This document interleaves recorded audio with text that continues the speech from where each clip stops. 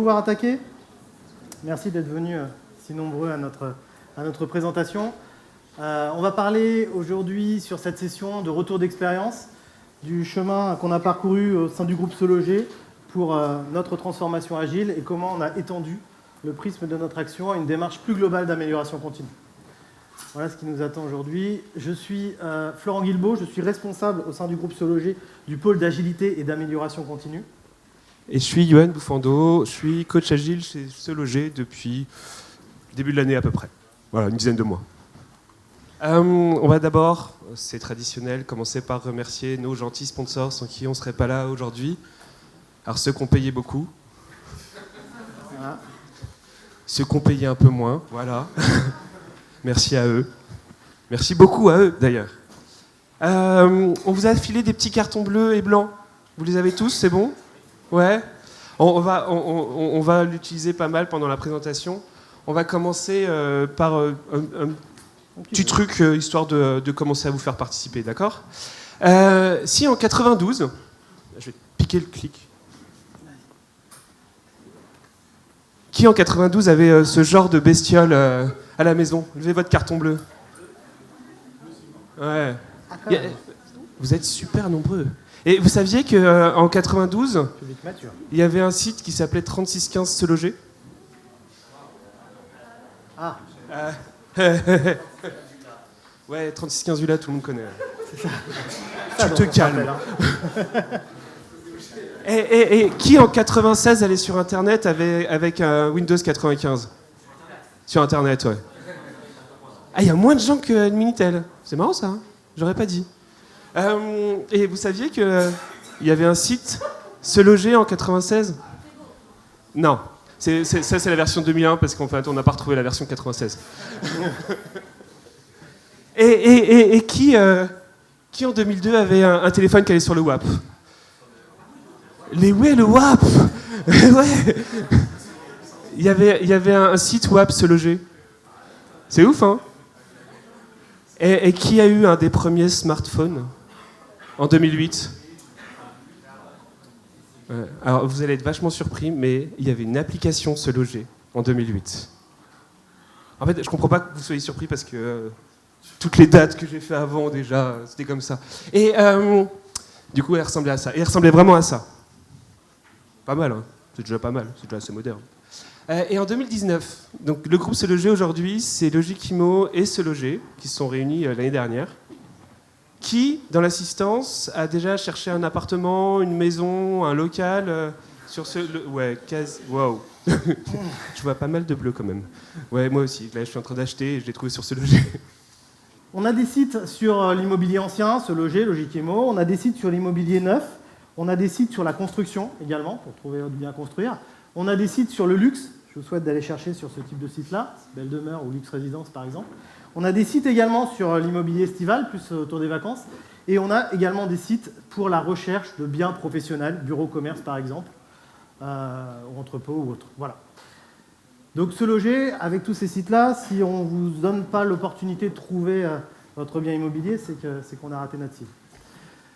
Alors un peu de chiffres pour nous situer à peu près. Se Loger, c'est 800 collaborateurs et on a de la chance parce qu'ils sont tous exceptionnels. C'est pas toujours le cas dans les entreprises. Nous, on a du bol. Se Loger, c'est aussi le groupe Se Loger. Quand je parle de Se Loger, je parle du groupe Se Loger. C'est 2,2 millions d'annonces immobilières en ligne. Là, c'est pareil. Normalement, vous allez pouvoir trouver votre bonheur là-dedans. Et puis, c'est enfin et surtout 17,3 millions de visiteurs uniques chaque mois. Ça veut dire concrètement que plus d'un Français sur 4, tous les mois, se connecte à l'un de nos sites dans le cadre de sa recherche immobilière. Ça situe un peu l'entreprise. Je pense que c'est plutôt pas mal. Voilà, donc après cette petite présentation du groupe, on va rentrer assez rapidement dans le vif du sujet, parce qu'on est là pour parler d'agilité et d'amélioration continue. Donc en fait, ce qu'on voulait partager avec vous à travers cette session, c'est l'histoire du groupe Se Loger, comment on s'est construit en termes de transformation agile, et comment on a décidé d'élargir notre scope d'intervention pour faire de l'amélioration continue au sein des différentes directions du groupe. Donc l'histoire, elle commence en 2016. Elle commence avant fin 2016, en fait, à l'époque, Se Loger, on est déjà leader. Hein. Le groupe Se Loger est déjà leader sur son marché, de loin, pas de souci, on fonctionne bien. On est content, on est capable de développer de nouvelles features pour nos sites. On est encore en train de fonctionner en cycle en V en 2016. C'est-à-dire qu'on est encore sur une approche très séquentielle où je spécifie, je développe, je teste et je livre. On a bien quelques effets tunnels, mais ça fonctionne. Voilà, on n'a pas de raison de tout révolutionner en soi en 2016. Et à la fin de l'année, en fait, je discute un petit peu avec les RH, les ressources humaines, et ce qui en ressort, c'est qu'on commence à atteindre une taille critique, et on a de plus en plus de mal à recruter des personnes. Et surtout dans la population IT des développeurs. Et pourquoi on a de plus en plus de mal? Le feedback que j'en ai des RH, c'est qu'en fait, on n'est pas en agile. Et les développeurs, ils viennent chez nous et puis ils trouvent que notre manière de fonctionner, notre manière de développer, elle est un peu old school, elle est un peu datée. Donc en fait, ils disent, nous, on ne veut pas venir, on ne veut pas travailler chez SeLoger. C'est un peu compliqué. Donc les RH disent, il faut absolument qu'on fasse de l'agilité. Je dis bien qu'on fasse de l'agilité, pas qu'on soit agile, mais j'y reviendrai. Donc ça, c'est un premier point. Autre point un peu convergent qui va nous lancer vers l'agilité, c'est qu'en 2016, on a une directrice produit qui arrive chez nous, qui s'appelle Nacera Benfeda, on en reparlera un petit peu tout à l'heure dans la présentation, qui arrive et qui dit « Ok, moi je suis ici pour faire en sorte qu'on travaille mieux, qu'on travaille en agilité pour refondre l'organisation des équipes. Maintenant, on va créer des équipes mixtes avec d'un côté la DSI, de l'autre côté du produit, hop, on va les rassembler et ils vont travailler ensemble autour de features communes. » Donc ça, ce sont les deux critères qui ont fait que fin 2016, on décide de lancer une démarche agile, d'initier une transformation agile. Donc sûrement pour les mauvaises raisons, mais en tout cas avec les meilleures intentions. Comment ça se traduit? À partir de 2017, on décide, donc justement à l'initiative de Nacera, comme je le disais, de réorganiser les équipes. On crée ce qu'on va appeler chez nous des bubbles, des bulles. Voilà, un peu des squads, je crois, chez Spotify, pour faire le pendant. Je sais plus. Peu importe, donc des équipes auto-organisées, centrées sur un périmètre fonctionnel et qui sont surtout cross-compétentes. C'est ça qui est intéressant. Et puis en parallèle, en 2017, on décide de monter les gens en connaissances et en compétences sur l'agilité. On va décider d'acculturer les populations. Alors quand je parle d'agilité, je parle du périmètre DSI produit chez nous. À partir de 2018, en fait, on prend conscience qu'on fait de l'agilité. On a mis en place des méthodes, des outils, des pratiques, c'est chouette, ça marche plutôt pas mal. Mais on n'est pas vraiment agile. On n'a pas l'état d'esprit, on ne comprend pas ce que c'est, ou en tout cas, on ne l'applique pas correctement. On n'est pas dans le mindset, on est dans la pratique. Donc là, on va se dire, il faut qu'on passe un cran, et il faut qu'on devienne agile. Pas qu'on fasse de l'agilité, mais qu'on devienne agile. Donc concrètement, il va se passer deux choses en 2018. On va créer un pôle dédié, ça s'appelle le pôle d'agilité et d'amélioration continue, auquel Johan et moi appartenons. Et on va décider de commencer à mesurer notre agilité. Alors pas mesurer sous un angle très technique, pas mesurer exclusivement est-ce que les gens font bien du DSM, est-ce que les gens ont un backlog priorisé, etc., etc. On va mesurer aussi la culture de l'agilité chez nous. On parlera, si vous voulez, un petit peu plus tout à l'heure. Et enfin, en 2019, on a commencé à avoir un socle plutôt intéressant en termes d'agilité, toujours au sein du périmètre IT produit, donc sur les équipes DSI et les équipes produits. Puis on a tout un ensemble de directions autour de ça qui se tournent vers nous et qui nous disent « c'est bien beau l'agilité, mais moi ça ne me parle pas ». C'est un truc qui a été fait par l'informatique pour l'informatique, qui est né dans le milieu informatique. Ce sont des barbus qui ont rédigé le manifeste, des barbus de l'informatique. Donc moi, au commerce, je ne sais pas ce que c'est, ça ne m'intéresse pas. Au marketing, ce n'est pas forcément un truc auquel j'adhère. À la DAF, je ne vois pas en quoi ça me concerne. Voilà. Mais par contre, qu'est-ce que vous faites pour nous? Et bien là, on se dit, on va essayer de les accompagner, toutes ces populations-là, dans une démarche plus globale d'amélioration continue. Et là, on va essayer d'élargir notre scope d'intervention, se dire, on ne va pas travailler exclusivement sur l'agilité, exclusivement au sein de l'IT et du produit, on va travailler pour toute l'entreprise et on va essayer d'initier cette fameuse approche d'amélioration continue pour tout le monde. Cette histoire-là, c'est celle qu'on va détailler ensemble maintenant avec Johan, et c'est celle dont vous allez être aussi les acteurs. Parce que ce qu'on a voulu, alors on teste un peu la chose avec vous aujourd'hui, c'est que vous soyez les héros de cette présentation. D'accord ? C'est pour ça qu'on vous a donné le pouvoir des cartons bleus et blancs. Donc vous allez pouvoir les utiliser régulièrement durant la présentation. On a prévu donc de vous détailler notre histoire, notre transformation agile et comment on s'est élargi à une démarche d'amélioration continue. À travers différents choix, vous pourrez orienter l'histoire, c'est-à-dire qu'on va vous amener à voter. Et puis on détaillera plus les parties qui vous intéressent davantage. Donc s'il y a le plus de valeur pour vous, on va essayer d'en parler. On parlera de tout, mais on détaillera davantage ce sur quoi vous allez voter. OK ? C'est un peu un concept. On veut que vous soyez acteurs de la présentation et pas de simples spectateurs. Donc on expérimente la chose. Et on va attaquer tout de suite par un premier petit vote. Donc on est au début de l'histoire. Il y a deux thématiques qui émergent en fait chez SeLoger. C'est comment on restructure les équipes, comment on les réorganise pour faire des équipes orientées chacune sur un périmètre fonctionnel donné, et comment elles fonctionnent ensemble, ces équipes-là, comment ça se traduit dans l'organisation. Ça, c'est un premier thème. Et l'autre thème, c'est comment on constitue et on monte une équipe, pôle d'agilité et d'amélioration continue, qui aura pour vocation d'accompagner la culturation de l'entreprise en termes d'agilité. Voilà. Donc vous avez des petits cartons bleus, des petits cartons blancs. On parlera des deux. Celui sur lequel vous voulez qu'on passe un peu plus de temps, vous allez voter. C'est parti. Allez, hop. C'est assez partagé. Je vois pas mal de bleus, mais il y a pas mal de blancs aussi. Ouais. Comme ça, je dirais quand même plutôt bleu. Ouais, je dirais bleu aussi. Ok. Oh non, pas oh. Vous allez parler. On va parler de l'organisation aussi, t'inquiète. Alors, on va traiter tout de suite les mécontentements. On parlera de tout. Hein. On parlera aussi d'organisation. On en parlera de manière seulement un petit peu plus synthétique. Alors, l'équipe PAC, ce qui veut dire, pour rappel, pôle d'agilité et d'amélioration continue. L'équipe dont Johan et moi faisons partie. Cette équipe, en fait, elle a une histoire. Elle est née PMO. En 2016, comme je le disais tout à l'heure, on fait de la gestion de projet chez SeLoger. On fait de la gestion de projet et moi je coordonne une équipe de PMO, donc une équipe constituée de coordinateurs de projet. On est les garants des méthodes, des pratiques de gestion de projet traditionnelles, très orientées sauce PMI. Et puis on a pour vocation non seulement de coordonner les projets, puisqu'on a encore des projets dont les acteurs sont très segmentés, donc il faut les faire travailler ensemble d'un côté, mais d'autre côté, on a aussi pour vocation d'assurer un reporting, de donner de la visibilité sur l'ensemble des projets chez nous.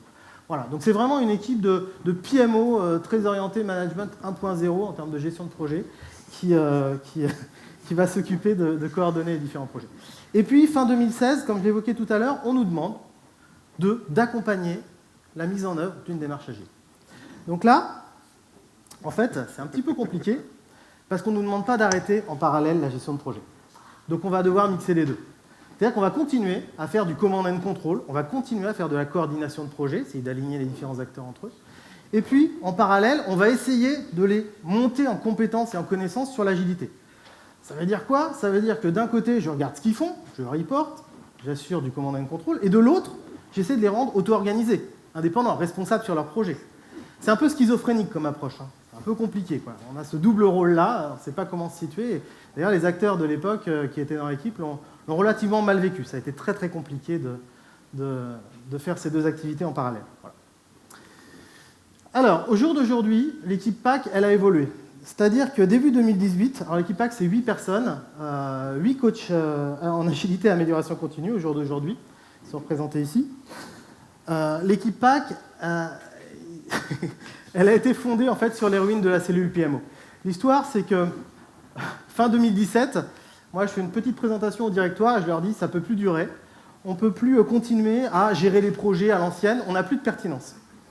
On a changé de paradigme, on a commencé à monter les compétences et les connaissances en agilité dans les équipes, donc on a changé de paradigme, on n'est plus sur la gestion de projet, on est sur la gestion de produits.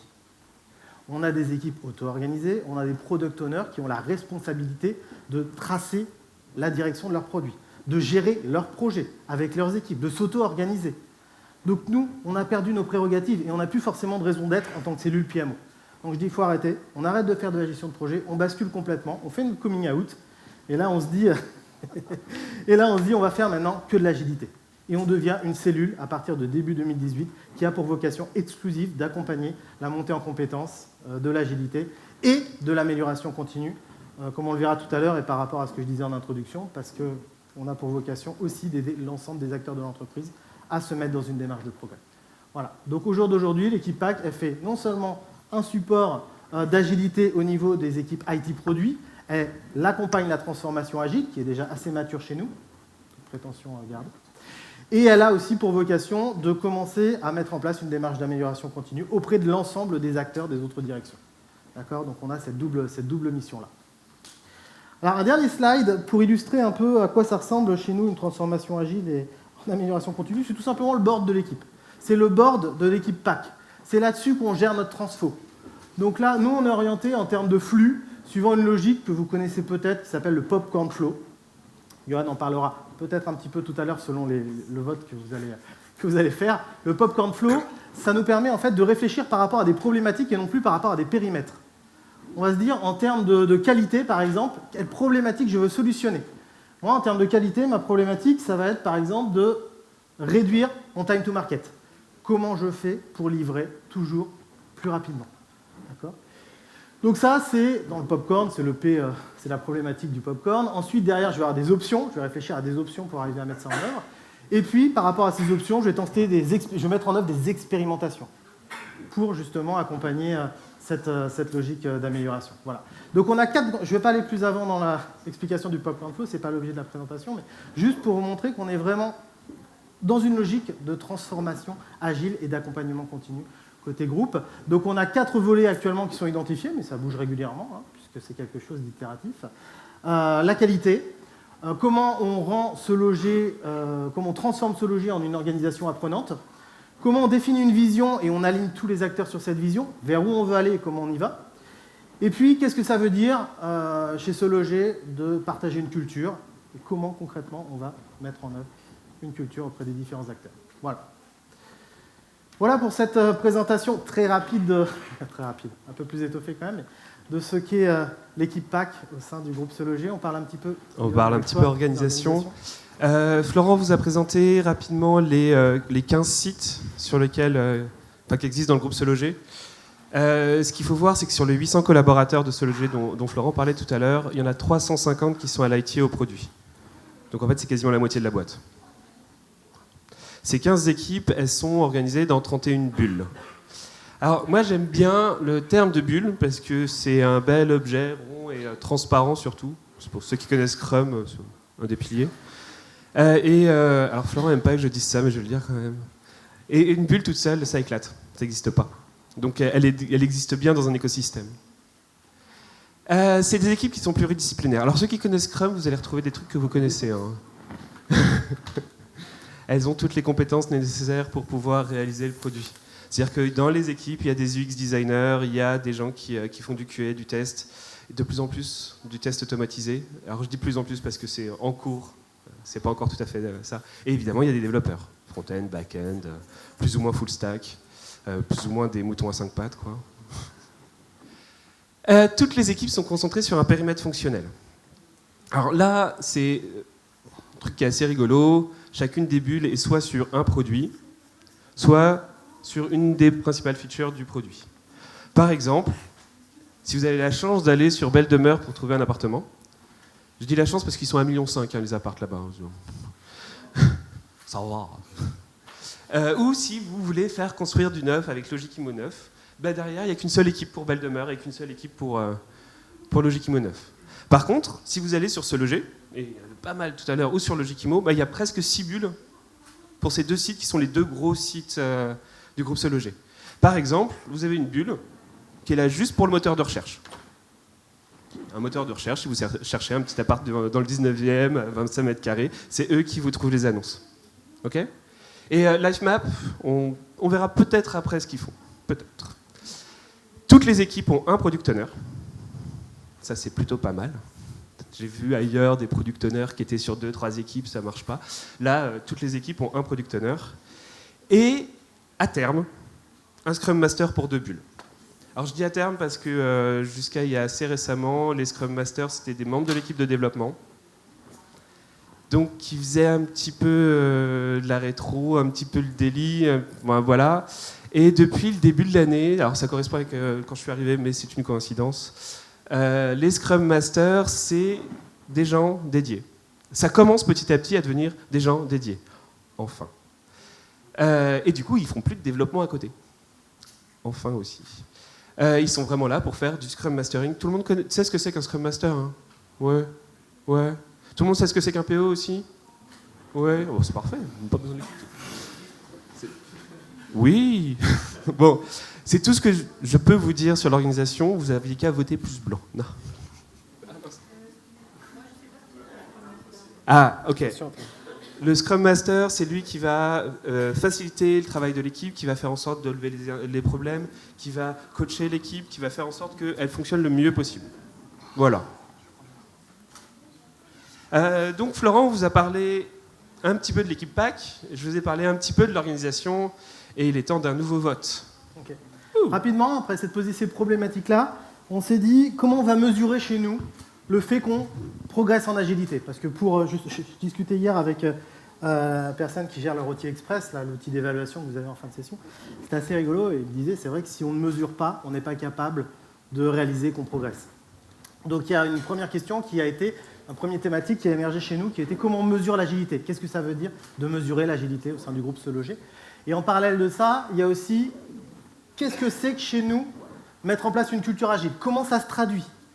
Quels sont les marqueurs qui nous indiquent qu'on est dans le bon sens en termes d'état d'esprit agile et amélioration continue?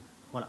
Donc 2 votes, blanc ou bleu, allez-y, en fonction de l'élément que vous souhaitez qu'on détaille un petit peu plus. Ouais, c'était plus facile quand on faisait la répétition avec 10 personnes quand même, de compter. Ouais, c'était un petit peu plus simple. C'est pas mal blanc, hein. C'est quand même pas mal blanc. Ok. Il aurait bien aimé que ce soit bleu. Ok, ah, vous avez raté. Bon, c'est pas grave. C'est aussi très intéressant sur la partie blanche. Okay, on le refera en meet-up. De mesures agiles. Alors, comme je disais, il va être important assez rapidement chez Se Loger de se poser la question comment on mesure. Mesurer, c'est un moyen de réaliser qu'on progresse et qu'on avance dans la bonne direction. Ou pas, d'ailleurs. Alors, avant d'expliquer un peu l'outil qu'on utilise, qu'on a mis en œuvre, et ce que je vais partager avec vous et sur lequel je vais vous faire un petit retour d'expérience, on va parler de ce qui est important en termes de mesure. Ce qui est important en termes de mesure, ce sont les résultats. L'agilité, j'espère qu'on partage tous ça dans la salle, c'est un moyen, ce n'est pas une fin. Hein. On ne fait pas de l'agilité pour constituer des équipes auto-organisées, qui sont heureuses, qui vivent leur vie. Non, on fait de l'agilité pour produire des résultats. On fait de l'agilité pour produire de la valeur. D'accord ? Donc nous, ce qu'on mesure, je vous ai mis trois petits KPI, 3 indicateurs qu'on utilise chez nous pour mesurer les résultats concrètement. C'est le volume d'annonces. C'est un marqueur très important chez nous. Combien d'annonces on a de disponibles sur nos différents portails immobiliers? Au jour d'aujourd'hui, comme je l'ai évoqué en introduction, on en a 2,2 millions. Est-ce que grâce à l'agilité, on en a de plus en plus? Est-ce que nos annonceurs, qui sont les professionnels de l'immobilier, pour les biens à vendre, acceptent de diffuser encore plus d'annonces à destination des internautes? C'est aussi la mesure de l'audience. Ça aussi, c'est clé. La mesure de l'audience, c'est est-ce que j'ai un trafic qui s'accroît progressivement sur mes différents sites? Est-ce que j'ai de plus en plus d'internautes qui viennent, qui consultent les annonces immobilières? Et enfin, un troisième indicateur qui est peut-être un peu le nerf de la guerre pour nos clients, sont les leads. Alors les leads, c'est quoi? Les leads, chez nous, ce sont les contacts acheteurs ou les contacts vendeurs. C'est-à-dire, ce sont les personnes qui viennent sur un site Se Loger pour soit chercher un bien immobilier, acheter, soit parce qu'ils ont un bien à vendre. Et comme ils ont un bien à vendre, ils viennent chez nous pour regarder un petit peu quel est le prix du quartier sur lequel ils ont leur bien à vendre, est-ce qu'il y en a beaucoup en vente, etc., etc. Et nous, on essaie de récupérer aussi ces contacts-là, ces contacts vendeurs, parce que c'est un petit peu le nerf de la guerre, je ne vais pas vous mentir, pour nos clients, ce sont les leads vendeurs, les contacts vendeurs. Autant on trouve des acheteurs, autant des vendeurs, on en trouve de moins en moins dans l'immobilier, c'est compliqué. Et donc, ces leads-là, on essaie à chaque fois d'en avoir le plus possible, puisque notre mission, c'est aussi de mettre en contact des acheteurs, des vendeurs, avec des professionnels de l'immobilier. Nos clients, je ne sais pas si je l'ai dit ou si c'est clair pour tout le monde, au sein du groupe Se Loger, ce sont les professionnels de l'immobilier. C'est eux qui payent pour diffuser des annonces sur nos différents sites. C'est ça qui est important. Et donc, ce qu'ils attendent en retour, c'est un maximum de contacts vendeurs ou de contacts acheteurs. Et c'est ça qu'on doit leur produire. Et c'est ça qu'on mesure. Est-ce qu'on est capable toujours de majorer le nombre de contacts qu'on leur fournit? Oui, on a un petit peu qu'on parle de temps, donc on a beaucoup de choses. Peut-être à la fin, on reviendra dessus. Je vous remercie. Pendant le repas, sinon, on sera là. On sera toujours là. Je vous ai parlé d'indicateurs. Si on va encore plus loin, ce qui est important, en tout cas ce dont on a conscience, nous, c'est de produire de la valeur et donc de s'assurer que cette valeur produite, elle satisfait l'utilisateur final. Donc régulièrement, on a nos équipes marketing qui font des mesures de la satisfaction client. Est-ce qu'on vous livre satisfait vos attentes? Est-ce que ça a de la valeur pour vous? Être le plus près possible du client final pour savoir si ce que je lui amène, c'est pertinent ou pas. Voilà, donc c'est ça. La vraie mesure de l'agilité, c'est ça. C'est ça qu'on vise, c'est ça la cible. Maintenant, on ne va pas se mentir, on est obligé de mesurer le chemin. On est obligé de mesurer où on en est dans l'appropriation des méthodes, des principes, des pratiques, et aussi dans les valeurs agiles. Donc on a développé un outil qui s'appelle l'agilomètre. Mais avant de vous parler de ce qui a marché, je vais vous parler de ce qui a raté. Parce que chez Se Loger, on a cette culture-là aussi, la culture de l'échec. On a le droit de se tromper, on a le droit d'échouer. Par contre, on a le devoir d'en dégager un apprentissage. C'est normal d'échouer. Échouer, ça veut dire qu'on tente, ça veut dire qu'on teste. Par contre, derrière ça, je dois en tirer de la valeur et je dois apprendre de mes échecs. Donc nous, on a beaucoup réussi, on a encore plus appris. chez ce loger. Et donc, on avait mis en place un outil pour mesurer l'agilité à l'époque qui s'appelait l'agiloscope. L'agiloscope, c'était un indicateur qu'on distribuait aux équipes pour que chacune s'auto-évalue sur son agilité, sur les pratiques, les rituels qu'elle mettait en place. Très bien, sauf que cet outil, on l'avait conçu en vase clos, au sein de l'équipe PAC, peut-être encore PMO à l'époque. Et puis, cet outil, il n'était pas sponsorisé. On l'a distribué aux équipes. Elles ont renseigné un peu mollement les questionnaires, par gentillesse plus qu'autre chose. Mais derrière, il n'y a pas eu d'exploitation. Ça n'a servi à rien, ça a été un coup d'épée dans l'eau. On a appris de ça. Et on est revenu avec un nouvel outil, mais cette fois-ci, on ne l'a pas construit en vase clos. C'est un outil qu'on a construit avec l'ensemble des parties prenantes, côté informatique, côté produit. D'accord ? On a travaillé pour définir des questionnaires qui permettaient d'évaluer l'agilité, sous deux angles. Quand on évalue l'agilité chez nous, c'est d'abord l'alignement avec les valeurs et les principes sous-jacents de l'agilité, issus du manifeste, d'un côté, et d'autre part, c'est la mise en œuvre méthodologique du framework qu'a choisi l'équipe. Puisque chaque équipe chez nous peut faire du Scrum, du Kanban, du Scrum-Ban, on n'est pas dogmatique, peu importe, l'essentiel c'est de se mettre dans une logique de progrès. Et donc, on a construit cet agilomètre avec les parties prenantes, donc ce questionnaire a été construit collaborativement, et il a été sponsorisé par le CTO, par le DSI chez nous. Et là, ça a vachement bien marché, ça fait 1 an et demi qu'on utilise régulièrement l'agilomètre, qui est un outil qui permet à chaque équipe de se situer en termes d'agilité sur les valeurs, et sur ses valeurs, et sur son cadre méthodologique de travail. C'est de l'auto-évaluation. C'est certainement pas un coach, encore moins un consultant, qui arrive et qui dit ça va pas. C'est surtout pas ça. C'est l'équipe. C'est fait par l'équipe et pour l'équipe, cette évaluation. Ça veut dire que chaque équipe va aller se situer par rapport au cadre de travail qu'elle a mis en œuvre, en Scrum. Ok, comment on en est sur Scrum, sur les différents items de Scrum? Comment on en est sur la partie Release Burn-Up Chart pour donner de la visibilité? Comment on en est sur la gestion du backlog? Comment on en est sur les rituels, le grooming, les KPI, etc., etc. Chaque équipe va se mesurer et va s'auto-évaluer. Et ce qui est vachement intéressant derrière ça, c'est que ça va permettre d'avoir un fort taux d'engagement derrière sur de l'amélioration. Puisque les acteurs ont identifié eux-mêmes ce sur quoi ils devaient progresser. On n'est pas du tout dans la sanction, on est juste dans l'analyse de progrès. Donc derrière, ça leur permet de se dire, ok, c'est vrai, on est tous d'accord sur le fait qu'on ne soit pas bon là-dessus, on va donc progresser. Et là, les acteurs sont engagés dans une démarche de progrès. On n'est surtout pas prescriptif, on n'est pas dans du consulting, on est vraiment dans l'auto-évaluation et derrière, dans l'accompagnement des équipes pour progresser sur les axes identifiés. J'ai pris en photo l'un des derniers qui a été fait sur une équipe qui est l'équipe Ops. Le DevOps, on est en train de le mettre en place chez nous. Ça prend plutôt bien, je suis assez content, ça marche vraiment bien. Et en fait, le DevOps, alors pour faire court, ils ont identifié notamment plusieurs axes de progrès. Derrière ces axes de progrès, ils ont identifié des actions. Ces actions que vous avez sur les post-it, et derrière ces actions, ils vont les porter. Juste deux pour illustrer un peu la chose. Par exemple, ils se sont rendus compte qu'ils n'étaient pas vraiment pluridisciplinaires. C'est-à-dire qu'ils avaient un problème de zéro truck factor. Je ne sais pas si vous connaissez le principe. Il y a une personne qui n'est pas là, tout s'effondre. Okay. Et donc, ils se sont dit, on va mettre en place, par exemple, une matrice de type Chouari pour évaluer la compétence de chacun et faire progresser les uns par rapport aux autres, pour distribuer les compétences au sein de l'équipe. C'est un premier axe de progrès. Je n'irai pas plus loin. Aussi sur la business value. La business value, c'est compliqué pour des ops. On n'est pas sur de la production de feature delivery. Donc la business value pour les ops, ils se sont dit, on va déjà commencer à mettre une valeur. La valeur, ce sera de $1 à $3. Très bien. C'est un premier pas. Ça permet déjà de commencer à valoriser chaque US de l'équipe. Voilà. Donc voilà une illustration de l'agilomètre et de comment il est mis en œuvre sur une équipe. Toutes nos équipes, tous les 6 mois, passent à l'agilomètre et ça se passe très bien. Johan, tu parles un petit peu de culture ? Ouais, je vais vous parler du coup un tout petit peu de culture et notamment j'ai en tête une phrase que mon formateur en management 3.0 avait dit et ça m'a pas mal marqué. La phrase c'était « On ne sera jamais aussi agile que ce qu'il y a dans la tête de nos leaders ». Finalement, si les leaders sont complètement anti-agiles, la structure ne sera jamais agile elle-même. Et du coup, pour ce petit point sur la culture, je voulais vous partager 3 citations de 3 des leaders de Se Loger. Voilà. On a fait plein d'autres citations, mais ceux-là, c'est des gens de chez nous. D'abord Nacera, tu te calmes, qui est la directrice produit de Se Loger, qui arrive en 2016 et qui arrive en disant c'est simple, moi si on ne fait pas d'agilité, je ne viens pas. Voilà, ça pose le décor, je trouve. Fin de l'année dernière, Florent écrit un petit article sur les valeurs agiles. Le propose à Loïc, le DSI, qui lui dit « T'es gentil, mais les valeurs agiles, on connaît déjà. Hein, on les vit dans les équipes. Donc, essayez de trouver autre chose. Il nous a fait un super article sur le Modern Agile que vous pouvez trouver sur l'intranet. Donc pas trouver en fait. Désolé. Et Bertrand, qui est le big boss, voilà ce qu'il a dit dans une interview, je vais vous laisser la lire, parce que je la trouve vraiment pas mal.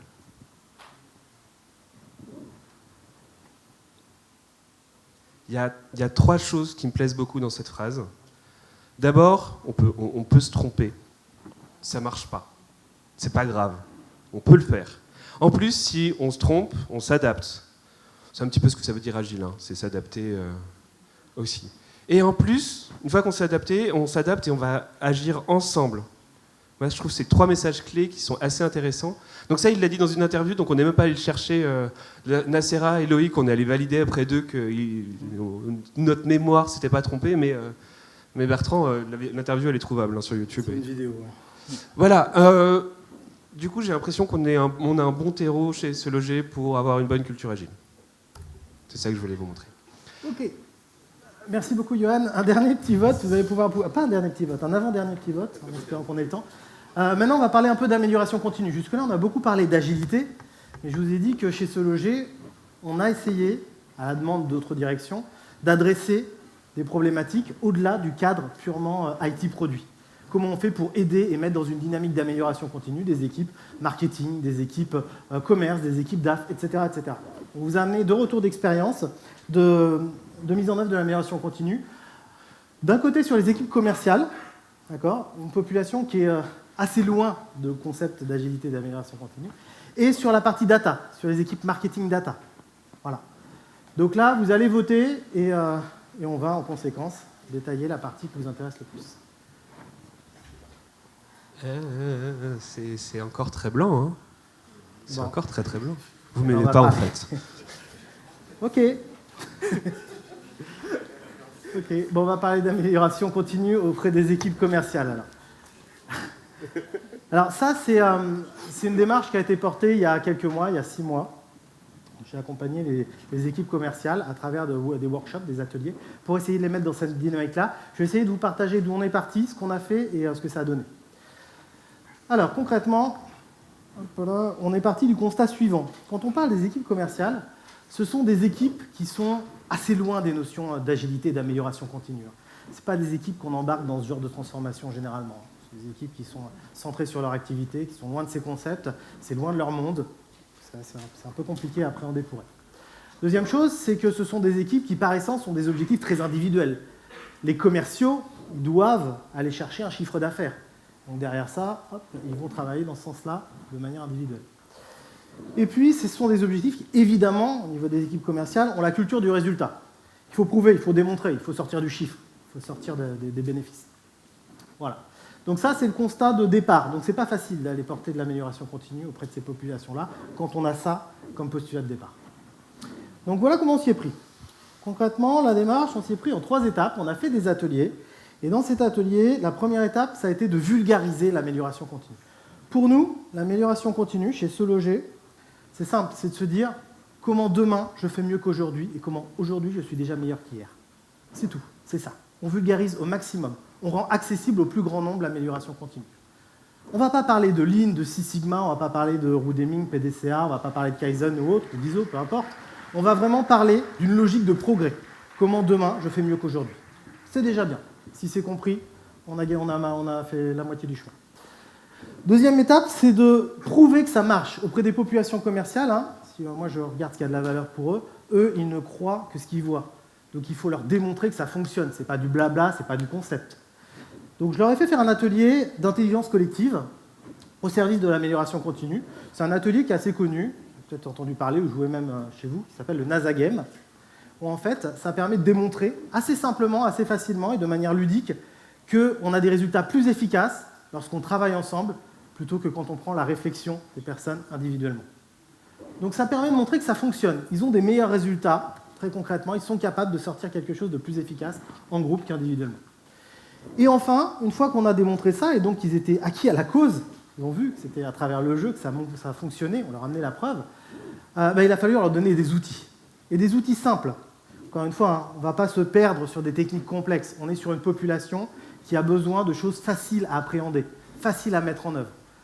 Donc j'avais choisi, par exemple, l'un des outils, c'était une RetroKiss. Je leur ai dit, vous allez vous poser la question, vous mettre en groupe, et vous poser la question de qu'est-ce qui s'est passé sur une période de temps écoulée ou sur un événement donné, et comment vous allez progresser par rapport à ça. Qu'est-ce que vous en tirez comme retour d'expérience. Pour ça, j'avais pris une RetroKiss. Je ne sais pas si vous connaissez la RetroKiss, c'est assez simple. Hein. Qu'est-ce que je conserve sur la période de temps écoulée? Qu'est-ce que je dois améliorer? Qu'est-ce que je dois commencer à faire? Qu'est-ce que je dois arrêter à faire? Qu'est-ce que je dois arrêter de faire, pardon. Derrière ça, je dégage des actions. Je dégage du concret d'amélioration. Voilà. Donc, si je résume hein, pour les 3 étapes, d'abord vulgariser, rendre accessible l'amélioration continue pour ces populations-là, leur prouver que ça fonctionne de manière ludique, c'est encore mieux, et derrière leur donner des outils pour qu'ils le mettent en œuvre. Okay. C'est comme ça qu'on s'y est pris pour les populations commerciales. Un dernier petit slide pour illustrer ça, j'ai utilisé aussi, je leur ai montré un outil qui existe, que vous trouverez aussi sur Internet, qui s'appelle Circles and Soup, que j'aime bien moi, parce qu'il permet, une fois qu'on a identifié des actions de progrès, de les catégoriser. Et de se dire, ces actions d'amélioration, issues de la rétrospective, je vais les positionner sur un cercle, plutôt sur 3 cercles. Le cercle du milieu, ce sont les actions que je vais pouvoir enclencher, mettre en œuvre, qui sont à ma portée, sur lesquelles j'ai une latitude d'action directe. Le cercle du milieu, ce sont les actions sur lesquelles je ne peux pas agir directement, mais j'ai un pouvoir d'influence. D'accord ? Je vais pouvoir faire en sorte que ça évolue. Et puis enfin, tout autour, c'est la soupe. La soupe, c'est ce sur quoi je n'ai pas de pouvoir d'action et ce sur quoi je ne peux pas influencer. Okay ? Donc ça permet très rapidement, lorsque j'ai identifié plein d'actions à l'issue de ma rétrospective, de voir ceux que je peux enclencher rapidement et ceux sur quoi je ne dois pas passer de temps. Tout simplement. Je leur ai montré ça, c'est simple à mettre en œuvre, on trace 3 traits, 3 cercles, et puis on positionne les post-it. Super. Et puis une semaine plus tard, une semaine après avoir fait les ateliers avec les équipes, je reçois un coup de fil de Patricia, qui est la coach commerciale chez nous. Elle dit c'est super bien, l'amélioration continue, ils ont adoré, ils ont commencé à mettre en place. Et concrètement, elle me dit je t'envoie une photo, une petite photo, voilà, ça ressemble à ça. Alors je suis désolé, c'est une photo prise sur un téléphone et récupérée par SMS, c'est pas terrible. Mais grosso modo, ils ont commencé à travailler sur des actions d'amélioration, ils ont fait leur rétrospective et ils ont utilisé, alors c'est pas Circles and Soup, c'est Circle in the Soup, c'était réapproprié, mais peu importe, la philosophie elle est là, elle est bonne. Et ils ont commencé à se dire, ok, ce sur quoi on peut agir, ce qu'on peut influencer et ce sur quoi on n'a pas de pouvoir du tout. D'accord ? Donc la semaine suivante, ils commençaient en équipe à faire une rétrospective et à mettre en place du Circle and the Soup pour commencer à déclencher des actions d'amélioration. C'est ça, pour nous, un marqueur fort qu'on a réussi à initier une démarche d'amélioration continue auprès des populations commerciales. Voilà. On parle un petit peu de la data ? Un tout petit peu de la data, du coup. Je vais vous parler d'une expérience que j'ai faite avec l'équipe data, une équipe data en particulier, celle de l'analyse de la performance. Alors évidemment, l'analyse de la performance des sites web, c'est un truc que Se Loger fait depuis des années. Hein. C'est un groupe qui a 27 ans. Sauf que là, on est sur une équipe qui est toute nouvelle parce que on est en train de réunir des gens de Se Loger et des gens de Logikimo. En plus, les gens de Se Loger, ils sont un petit peu... Enfin, ça n'a pas été génial les dernières années, donc du coup, elle a un peu bougé l'équipe. Et il y a notamment une nouvelle manager qui vient d'arriver. Et me sollicite en me disant, ben voilà, nouvelle équipe, j'ai des gens de Se Loger, j'ai des gens de Logikimo. En plus, quasiment la première chose qu'on me dit, c'est j'aurais bien pris ta place en fait. Donc une bonne ambiance, une bonne première ambiance, un bon premier jet quoi. Et on discute ensemble et on se dit, on va poser notre action sur 3 piliers. On va faire en sorte que ce soit une équipe qui communique bien, qu'on va faire en sorte que ce soit une équipe qui ait un but commun, et on va faire en sorte que ce soit une équipe qui ait des rituels qui soient logiques et pertinents pour eux. Ok ? Et du coup, j'ai ressorti un des vieux classiques que vous connaissez peut-être, un speedboat, ouais. Tout le monde connaît le speedboat, c'est bon, j'ai pas besoin de l'expliquer ? Un petit peu ? Si ? Ouais, je vais l'expliquer. Okay. Le but du speedboat, c'est de se dire, ok, ensemble, on va vers une île idéale. Il y a même quelqu'un qui nous a écrit le paradis. Je sais pas si c'est lisible dans le fond de la salle. C'est vraiment le leur, hein. Donc vous pouvez vraiment reprendre les idées si vous voulez. Et là, c'est vraiment leur board aussi. Donc l'île idéale, où est-ce qu'on veut aller ensemble ? Notre objectif commun. Ensuite, on est tous sur le même bateau. Ce bateau, il a des forces. C'est un peu la structure du bois, elle est forte, elle est puissante. Donc on va expliquer c'est quoi les forces de notre bateau. Il y a des choses extérieures à ce bateau qui nous poussent vers l'avant, le vent. Waouh. Tout ce qui est force extérieure. Je crois qu'il y avait un manager qui était dans la salle, il a mis un truc du style on est leader du marché ou quelque chose comme ça. On a des faiblesses, on a des ancres qui nous traînent, c'est des faiblesses internes de cette équipe. Et il y a des requins qui arrivent, qui sont pas loin, des risques qu'on pourrait peut-être anticiper. Et du coup, en faisant un petit peu tout ça, en travaillant un petit peu tout ça avec l'équipe, on se rend compte que la communication, elle peut s'améliorer, mais elle n'est pas si mauvaise que ça. On a juste besoin de rituels pertinents. Et avec cette équipe, donc, ils décident de se retrouver tous les mercredis matins. Donc là, aujourd'hui, ça fait depuis mars qu'ils n'ont plus besoin de moi pour pouvoir se retrouver tous les mercredis matins, voire même avril, non, mars. Tous les mercredis matins, ils se retrouvent. Ils font ce qu'on appelle un ligne café. Ça vous parle? Ouais, j'entends gros oui. Ça, oui, tout le monde. Le ligne café, l'idée, c'est... non, il n'y a rien... Absolument rien à voir. Le ligne café, on va choisir ensemble de quel sujet on va parler, en priorisant ensemble nos sujets les plus importants. Et là, l'idée, c'est que vraiment, c'est plus le manager qui demande alors, t'as fait quoi? À toi, plus du tout. C'est vraiment, moi, j'ai envie de partager ça avec le reste du groupe. C'est vraiment, moi, j'ai envie de dire au reste du groupe, j'ai bossé sur tel sujet, j'ai bossé sur tel outil, j'ai réfléchi à telle chose, et du coup, je veux partager ça avec le reste du monde. Et une fois de temps en temps, pour me faire plaisir, je pense, il me faut une rétrospective.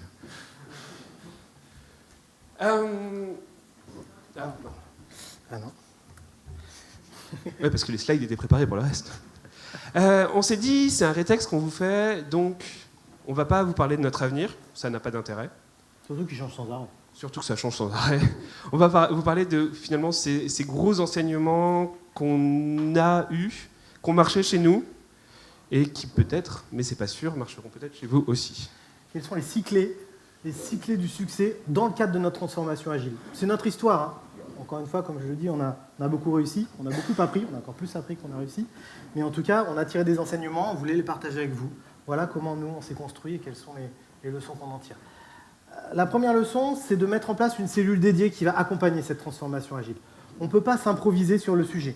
Donc il est important d'avoir des experts, il est important d'avoir des coachs qui vont être les leaders de la transformation agile, qui vont être au contact des équipes et les emmener dans cette logique-là, agile ou amélioration continue d'ailleurs. L'importance, surtout en termes d'IT produit, du binôme entre les deux. On est vraiment sur des gens qui travaillent ensemble, pas un produit qui demande à l'IT de faire. On est vraiment sur l'auto-organisation au niveau de ces gens aussi. C'est pas le produit, le PO, qui est le chef de l'équipe, c'est vraiment un binôme. C'est vraiment deux groupes de personnes qui marchent main dans la main. Okay. On a parlé tout à l'heure de mesure de l'agilité. Encore une fois, ce qu'il faut avoir en tête, c'est que l'agilité, c'est que le chemin. C'est pas la fin. D'accord ? Donc, ce qui est important, c'est de mesurer les résultats de l'agilité. C'est ça. On mesure où on en est, mais on mesure surtout où on va, quelle est notre destination et qu'est-ce qu'on veut en termes de résultats finaux. L'importance du leadership. Alors, je pense qu'il y a beaucoup de rétextes aujourd'hui qui vont parler de l'importance du leadership. Avoir des sponsors qui sont convaincus de l'agilité, c'est non seulement des murs qui vont sauter plus facilement, mais des murs qui n'existeront pas. J'ai vécu d'autres expériences dans d'autres vies précédentes avec un sponsoring qui n'existait pas sur l'agile. Ça marche moins bien. Beaucoup. Ok, vulgariser, j'en ai parlé tout à l'heure lorsqu'on a évoqué la notion d'amélioration continue auprès des équipes commerciales, mais vulgariser, c'est important, c'est même fondamental. Il faut rendre la chose accessible aux acteurs. Si on veut que les personnes soient engagées dans la démarche, il faut qu'ils la comprennent, qu'ils se l'approprient. Donc c'est important de vulgariser au maximum. Il ne faut pas y aller avec de la technique, de la technicité, de la technocratie, il faut y aller avec quelque chose de simple, qui soit à leur portée, sur lequel ils acceptent de s'engager. Et enfin, surtout, ne soyez pas dogmatiques. Adaptez-vous à l'existence des gens, aux équipes. Arrivez avec des méthodes prédéfinies en disant « ça a marché dans le passé, ça marchera ici aussi ». Non, ça ne marche pas en vrai, ça. Parce que les gens ne sont pas les mêmes, les équipes ne sont pas les mêmes, les modes de fonctionnement ne sont pas les mêmes. Ils ont vécu des choses différentes.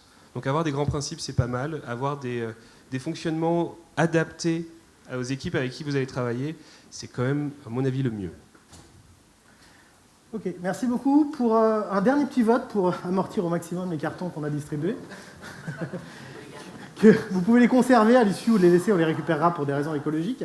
Je vous demande juste, voilà. Ils sont tous super. Alors vous ne bougez pas, je prends une photo. Ne bougez pas. Je prends une photo, c'est superbe. Merci. Parce que je ne pensais pas qu'on aurait quand même...